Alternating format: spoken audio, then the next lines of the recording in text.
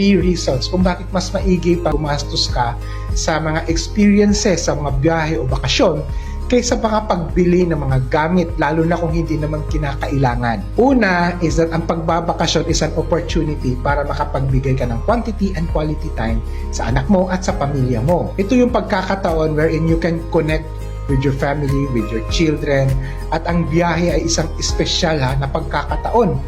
Dito mo mahuhuli yung mga tinatawag na nating mga magic moments. Pangalawa, alam mo ba na marami sa mga best lessons in life ay nakukuha sa panahon kung saan kayo nagbiyahe. Ito ay dahil sa maaaring makaranas kayo ng mga panibagong sitwasyon o karanasan. Ito yung mga events na hindi nalalaman at natutunan ng mga bata sa loob ng tahanan o kaya naman sa mga pang-araw-araw nilang buhay. Tatlo, ang mga ala-ala o mga memories na magagawa sa pagbabakasyon are priceless. Best memories happen in the most unexpected events. Ang mga memories na ito ay kanilang dadalhin at ikukwento nila hanggang sa kanilang pagtanda.